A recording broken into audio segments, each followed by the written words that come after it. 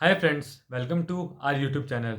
तो आज हम जिस टॉपिक के बारे में बात करने जा रहे हैं वो है how to prepare a resume. तो रिज्यूमे जो है वो एक फ्रेंच वर्ड है। और अगर मैं रिज्यूमे के बारे में आपको डिस्क्राइब करूं तो रिज्यूमे बेसिकली कंसिस्ट करता है समरी आपके एक्सपीरियंसेस की, आपके टेक्निकल स्किल्स की, और साथ ही साथ आपका जो बैकग्राउंड रेलिवेंट है किसी भी जॉब डिस्क्रिप्शन के हिसाब से जिसको आप अप्लाई करना चाहते हैं। तो अगर मैं जनरल स्ट्रक्चर दूँ आपको रिज्यूमे का तो वो कुछ इस प्रकार है। टॉप पे आपका नेम आएगा बोल्ड लेटर में और उसके नीचे आपकी इन्फॉर्मेशन आएगी। तो इन्फॉर्मेशन कंसिस्ट करती है एड्रेस, कॉन्टैक्ट और साथ ही साथ आपका ईमेल आईडी। तो जो एड्रेस है वो आप अपना परमानेंट एड्रेस ही डालें, और जो आप अपना कॉन्टैक्ट नंबर डाल रहे हैं वो मैं रिकमेंड करूँगा कि आप दो कॉन्टैक्ट नंबर मेंशन करें, ताकि अगर बाय एनी चांस आपका एक कॉन्टैक्ट नंबर अनअवेलेबल आए तो इंटरव्यूअर या एचआर टीम आपको दूसरे नंबर पे कॉन्टैक्ट कर सके। और जो आप ईमेल डालेंगे वो आप दो ईमेल मेंशन कर सकते हैं, एक आपकी पर्सनल ईमेल और एक कॉलेज की ईमेल आईडी भी मेंशन कर सकते हैं। बस ध्यान रहे कि आप कोई भी ऐसी मेल मेंशन ना करें जो कि आपके सूडो नेम से रिलेटेड हो या सेकेंडरी नेम से रिलेटेड हो, क्योंकि वो एक अच्छा इम्पैक्ट नहीं डालती है रिज्यूमे पे।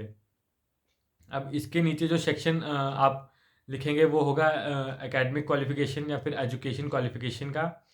और इस सेक्शन में जब आप एजुकेशन क्वालिफिकेशन जब मेंशन करेंगे तो वो latest to reverse chronology order में मेंशन करेंगे। और इसके नीचे सेक्शन आएगा टेक्निकल स्किल्स का, जिसमें आप टेक्निकल स्किल्स मेंशन करेंगे।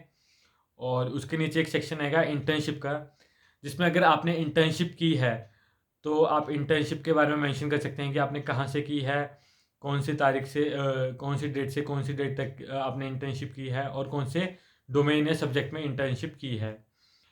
पर अगर आपने इंटर्नशिप नहीं की है तो कोई बात नहीं, आप इस सेक्शन को वहाँ पे रिज्यूमे में मेंशन ही मत करना।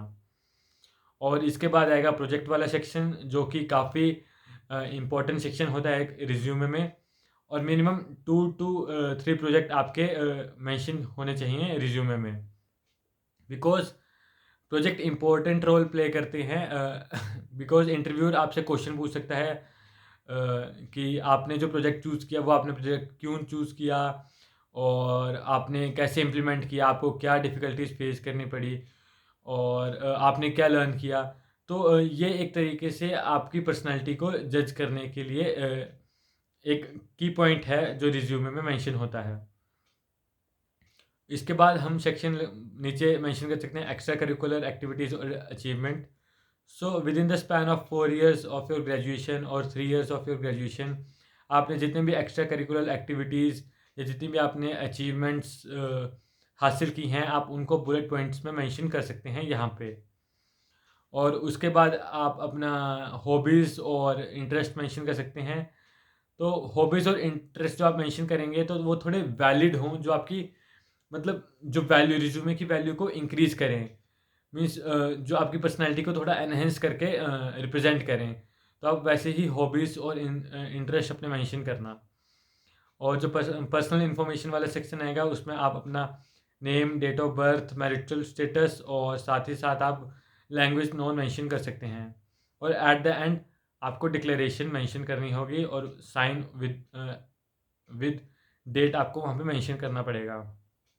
अब अगर मैं कुछ की पॉइंट की बात बोलूँ आपको, तो की पॉइंट मेंशन करूँ कुछ, तो वो कुछ इस प्रकार हैं। जो रिज्यूमे होता है वो 1 पेजर रिज्यूमे होता है। और रिज्यूमे हमेशा सिंक्रोनाइजेशन में होना चाहिए आपके जॉब डिस्क्रिप्शन से।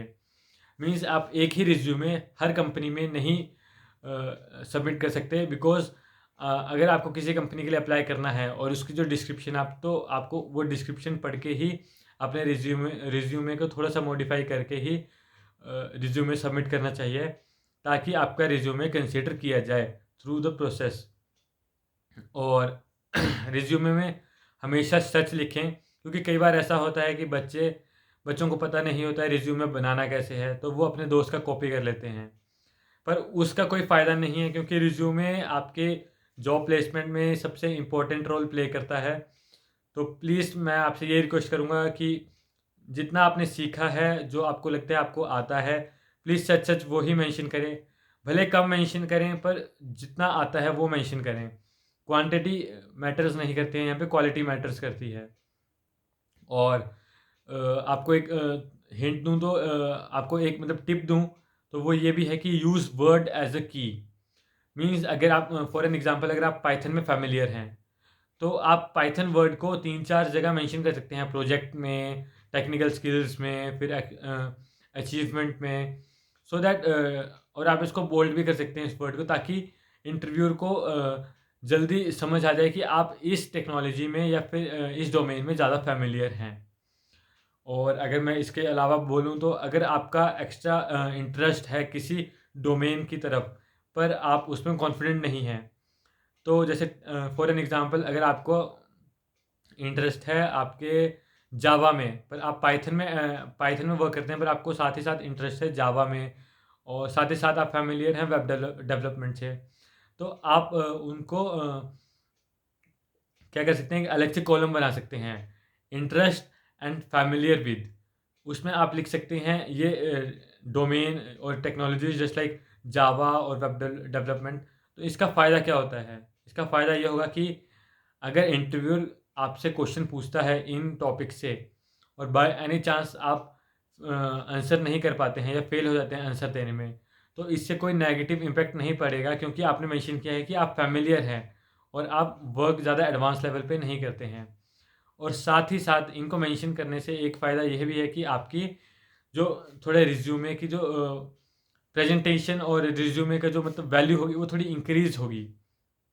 और इसके बाद कुछ लोगों का डाउट होता है कि हमें पासपोर्ट साइज़ फॉर्मल फ़ोटो लगानी चाहिए या नहीं लगानी चाहिए। तो मेरा कहना यही होगा कि अगर आपका कॉलेज और इंस्टीट्यूट मेंशन करता है कि आपको फ़ोटो लगानी चाहिए, तो प्लीज़ फ़ोटो लगाएँ। पर ऐसे हार्ड एंड फास्ट रूल नहीं है, क्योंकि जो रिज्यूमे होता है वो वैसी समराइज़ डाटा होता है जहाँ पे आपके स्किल्स और एक्सपीरियंस मेंशन होते हैं। तो अगर आप फ़ोटो नहीं भी लगाएँगे तो कुछ नेगेटिव इम्पैक्ट नहीं पड़ेगा। और साथ ही साथ मैं आपको बताना चाहूँगा फ़ॉर्मेटिंग के बारे में, क्योंकि फ़ॉर्मेटिंग रिज्यूमे बनाते वक़्त फ़ॉर्मेटिंग का ख़ास ध्यान रखें। कुछ पॉइंट इसमें मैं आपको मेंशन करूँगा कि जैसे आप ज़्यादा वाइब्रेंट कलर यूज़ ना करें, ओनली 1 टू 2 कलर यूज़ करें। फॉर एन एग्ज़ाम्पल आप ब्लू कलर यूज़ कर सकते हैं हेडिंग के लिए, और बाकी टेक्स्ट के लिए आप ब्लैक कलर कर सकते हैं, और जो हेडिंग है वो उसका फ़ॉन्ट साइज़ यूजुअल टेक्स्ट से आप थोड़ा बड़ा रख सकते हैं। साथ ही साथ आप ये कर सकते हैं कि आप अंडरलाइन वगैरह करके एम्फेसिस कर सकते हैं टेक्स्ट को। और अ, अगर आपको जैसे कि आपको क्लीन बनाना है, तो आपको जो फ़ॉन्ट स्टाइल है वो टाइम न्यू रोमन में रखना चाहिए, उससे काफ़ी अच्छी प्रेजेंटेशन आती है। और जहाँ पे आपको लगे वहाँ पे आप बुलेट पॉइंट में पॉइंट्स मेंशन कर सकते हैं।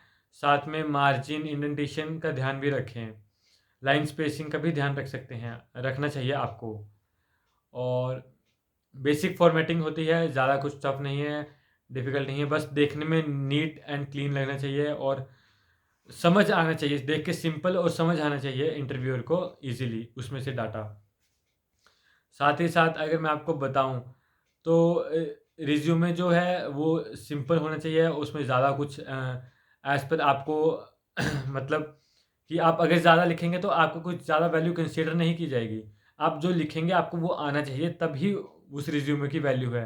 क्योंकि रिज़्यूमे आपको डिस्क्राइब करता है इंटरव्यूअर के सामने। तो प्लीज़ उसमें उतना ही लिखें जितना आपको लगता है कि आपको लिखना चाहिए। और साथ में एक इम्पॉर्टेंट बात ये भी कि अगर आपका कॉलेज या इंस्टीट्यूट आपको अपना फॉर्मेट प्रोवाइड करता है जिसमें आपको लिखना चाहिए रिज्यूमे, तो प्लीज़ उसी फॉर्मेट के हिसाब से अपना रिज्यूमे बनाएं, because at the end college ही आपको प्लेसमेंट देगी। तो कॉलेज से प्लेसमेंट लेने की अगर आप उसी फॉर्मेट में रिज्यूमे बनाएंगे, तो आपका जो इफ़ेक्ट होगा कंपनी पे, या फिर जो चांसेस होंगे वो थोड़े इंक्रीज़ हो जाएंगे। So this is for the video. Please like share and subscribe to our YouTube channel. और अगर आपको किसी भी तरह का डाउट होगा तो आप हमें कमेंट या फिर आप हमें मेल भी कर सकते हैं हमारी ऑफिशियल मेल आईडी पे। साथ ही साथ मैं आपको बताना चाहूँगा कि मैं कुछ गाइडलाइंस और रिज्यूमे का फॉर्मेट नीचे डिस्क्रिप्शन बॉक्स में भी मेंशन कर दूँगा। Thank you.